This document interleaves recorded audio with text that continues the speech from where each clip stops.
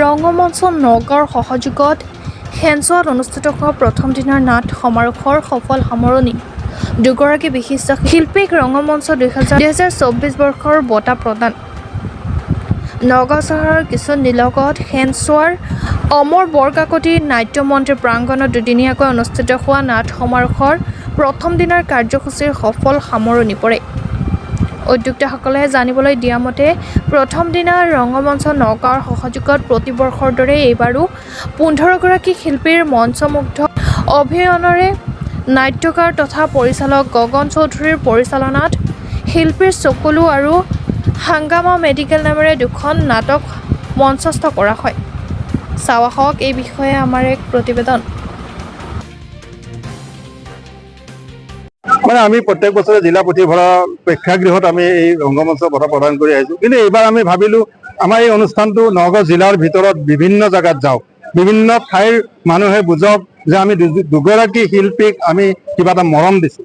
গতিকে এই মৰম দিয়া কথাটো যেন গাঁও অঞ্চলৰ মানুহে নগাঁও জিলাৰ প্ৰত্যেকখন গাঁৱৰ মানুহে বুজি পায়, আৰু সেই উদ্দেশ্য হাতত লৈ এইবাৰ আমি গাঁৱলৈ ওলাই আহিছোঁ, এই হেনচোৱা অঞ্চললৈ ওলাই আহিছোঁ।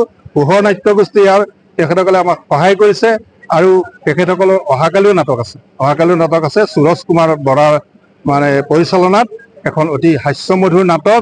ৰংগমঞ্চ এই যি শিল্পী বঁটা দিছে মোক খুব ভাল লাগিছে, আৰু বঁটাবিলাকে আচলতে খুব দায়িত্ব বঢ়ায় আৰু উৎসাহিতও কৰে। উৎসাহিতও হৈছোঁ, আৰু লগে লগে দায়িত্ববিলাক অকণমান বেছিকৈ বাঢ়িছে বুলি ভাবিছোঁ। আৰু এই বঁটাটি প্ৰদান কৰাৰ কাৰণে মই ৰংগমঞ্চৰ সমূহ বিষয়ববীয়ালৈ মোৰ ফালৰ পৰা আন্তৰিক কৃতজ্ঞতা জ্ঞাপন কৰিছোঁ। বেহাৰবাৰী চিত্ৰনাট্যকাৰ হিচাপে তোমাৰ এটা সমাদৰ আছে, বেহাৰবাৰীৰ এটা প্ৰবল ধাৰা অব্যাহত হৈ আছে, এই ক্ষেত্ৰত তোমাৰ মনোভাৱ কেনেকুৱা? ভাল লাগিছে, আৰু আচলতে বেহাৰবাৰী আউটপোষ্টৰ এটা দীঘলীয়া যাত্ৰা আমাৰ 3000টা খণ্ড হৈ গ'ল, 11 বছৰ আমাৰ ৰানিং হৈ আছে, আৰু এই সকলোবোৰ হৈছে অকল মাত্ৰ দৰ্শক ৰাইজৰ মৰম আৰু আশীৰ্বাদৰ কাৰণে। গতিকে এইদৰে আমাক মৰম আৰু আশীৰ্বাদ দি যাওক, আমি সদায় ভাল ভাল খণ্ড ৰাইজলৈ উপহাৰ দি যাম। নতুন প্ৰজন্মক কি ক'বা? নতুন প্ৰজন্মক কি ময়ো নতুন প্ৰজন্মই মই সঁচাকৈ শিল্পী, মই আগতো কৈছোঁ, শিল্পীৰ জন্ম হয়, সেই তেজত যিটো আহে সেইটো কোনেও ৰখাব নোৱাৰে। চোৰ ডকাইত গুণ্ডা পৰিয়ালত যদি থাকে, এটা পৰিয়ালত নাথাকিব পাৰে, 3টা জেনেৰেশ্যনৰ আগত যদি বেয়া মানুহ থাকে তে এটা জেনেৰেশ্যনত ওলাই পৰে। আৰু শিল্পীৰ যিটো তেজ, এই শিল্পীৰ তেজ জেগাতে আহিব লাগিব, তেতিয়াহে শিল্পী হ'ব পাৰে। এতিয়া আমাৰ ডক্টৰ ভূপেন হাজৰিকাৰ ঘৰতে সকলোৱে গান গায়। অনুষ্ঠানটোৰ বিষয়ে ক'বলগীয়া মোৰ এইটোৱে যে আমি ৰংগমঞ্চৰ শিল্পী বঁটা আমি প্ৰত্যেক বছৰে দুগৰাকী ব্যক্তিক আমি প্ৰদান কৰি আহিছোঁ। শিল্পৰ লগত জড়িত নাটক, সংগীত, শিল্প এইবিলাকৰ লগত জড়িত আমি দুগৰাকী ব্যক্তিক প্ৰদান কৰি আহিছোঁ।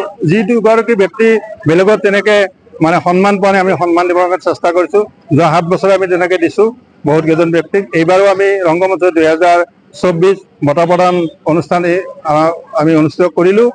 বিশিষ্ট চিত্ৰনাট্যকাৰ নাট্যকাৰ পল্লৱ পৱন বৰাদেৱ, বেহাৰবাৰী আউটপোষ্টৰ কাহিনী লিখক, চিত্ৰনাট্যকাৰ, জ্যেষ্ঠ সংগীত শিল্পী ৰাতুলমণি হাজৰিকা, তেখেতসকলক আমি আজি বঁটা প্ৰদান কৰিলোঁ, আৰু তেখেতসকলক বঁটা প্ৰদান কৰি সঁচাই আমি ৰংগমঞ্চই গৌৰৱবোধ কৰিছোঁ।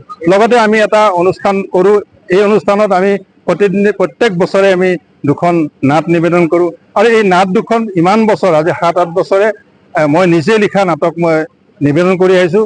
ৰাইজে আদৰি লৈছে, এইবাৰো ৰাইজে আদৰি ল'ব বুলি মোৰ অতি বিশ্বাস। নাটকখনৰ নাম কি হয়?